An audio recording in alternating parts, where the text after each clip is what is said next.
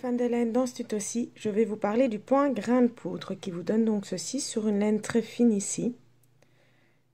C'est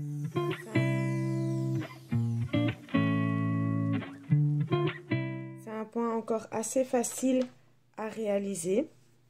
Ça, c'est sur une laine un peu plus épaisse. Alors, il est plutôt simple à réaliser. Pour pouvoir le faire, il faut apprendre les mailles endroit envers, surtout envers, et les mailles glissées. À partir du moment où vous savez faire les mailles glissées, normalement vous savez faire vos mailles endroit et envers aussi, vous devriez pouvoir vous lancer dans ce point sans trop de difficulté. C'est un point encore facile et rapide à faire. Il est pas mal pour pouvoir faire des bordures sur un ouvrage. Attention que, contrairement à la plupart des points de côte, il ne va pas resserrer votre ouvrage. Donc ici, je l'ai fait pour la bordure d'un ouvrage justement. Mais comme vous voyez, mon ouvrage n'a pas tendance à se refermer comme ceci. Alors, ma bordure n'est pas suffisamment grande, donc ça se replie. Mais normalement, si vous avez une bonne bordure bien faite, ça ne doit pas se replier. Si c'est pour un ouvrage à coudre, donc ça ne me dérange pas. Donc ça ne resserre pas comme pour les points de côte. Donc si vous faites une bordure sur un pull par exemple, il faut prendre en compte que vous allez devoir monter un petit peu moins de mailles si vous voulez que votre pull se resserre un petit peu au niveau des hanches et au niveau de vos manches. Vous devez savoir faire les mailles glissées. En dehors de ça, pour ce point, il n'y a pas énormément de choses à dire. Il ne mange pas beaucoup plus de laine qu'un point mousse classique. C'est un point encore économe, je vais dire, et un point donc facile à faire.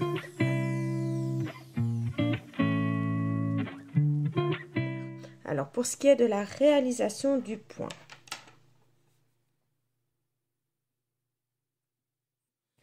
vous allez monter un nombre impair de mailles et puis vous allez tricoter le premier rang. Vous faites une maille lisière, une maille à l'envers. Vous allez passer votre fil de l'autre côté de votre ouvrage et glisser la maille qui suit comme si vous alliez la tricoter à l'envers. Mais vous ne la tricotez pas, vous la glissez simplement à l'envers. Vous remettez votre fil de l'autre côté pour tricoter la maille suivante à l'envers. Et puis de nouveau, on passe le fil de l'autre côté, on glisse la maille à l'envers. Et on va répéter ça tout le rang. On tricote une maille à l'envers. La suivante, on vient la glisser à l'envers avec le fil ici devant l'ouvrage. On glisse la maille qui suit à l'envers. On passe notre fil, on vient glisser la maille qui suit. On tricote la suivante à l'envers. On glisse notre fil et on passe. On tricote la maille suivante à l'envers. On passe notre fil de l'autre côté, on glisse la maille à l'envers. Et ainsi de suite. Et on fait la dernière maille à l'envers. On tourne l'ouvrage. Et là, très très facile, on vient tricoter toutes nos mailles à l'envers. Donc ce rang-là est hyper facile. Tous les rangs pairs, vous allez tricoter vos mailles à l'envers. Donc là, c'est pas très très compliqué.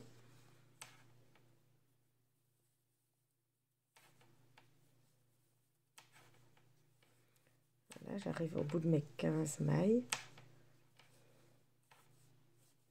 N'oubliez pas de faire attention à votre maille lisière. Moi, je ne l'ai pas fait.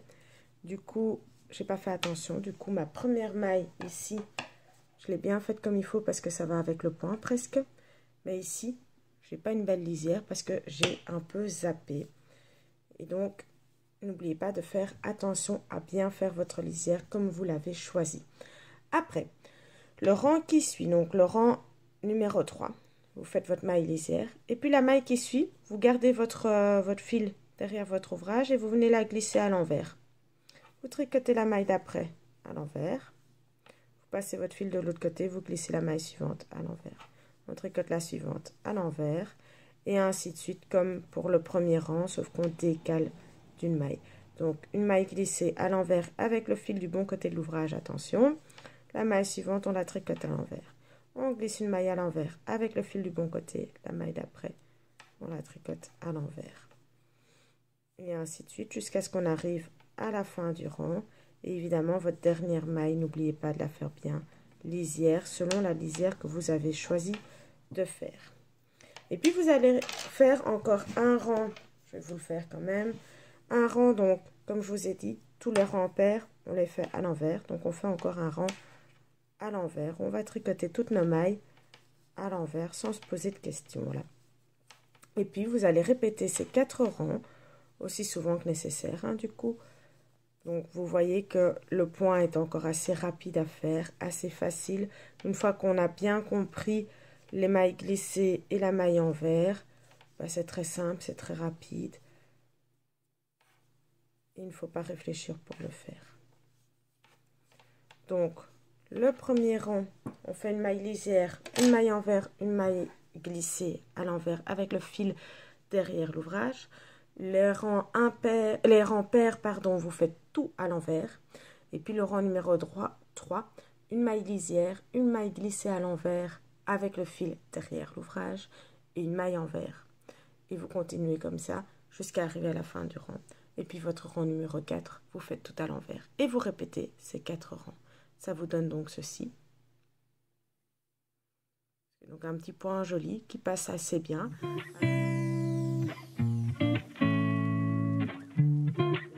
Alors pour ce que vous pouvez faire avec ce point, vous pourriez imaginer de faire une couverture par exemple avec, pourquoi pas, ou la bordure de votre couverture. Moi je l'ai utilisé ici pour faire le bord d'un pull parce que j'avais pas envie justement que ce soit un pull qui soit trop serré au niveau des bordures. Donc j'ai utilisé ce point là. Donc ça peut être une idée aussi. Vous pouvez l'utiliser pour faire une écharpe. C'est un point qui n'est pas totalement réversible mais où l'arrière n'est pas laid à avoir, je trouve. Donc, si ça ne vous dérange pas d'avoir une écharpe dont les deux côtés ne sont pas les mêmes, pourquoi pas.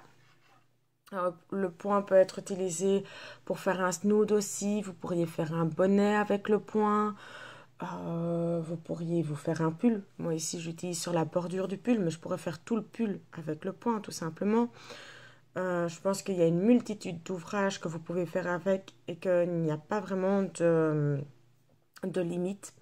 Donc, faites-vous plaisir, allez-y avec votre imagination et surtout, n'hésitez pas à venir me montrer à quoi ressemblent vos ouvrages dans lesquels vous avez utilisé ces points.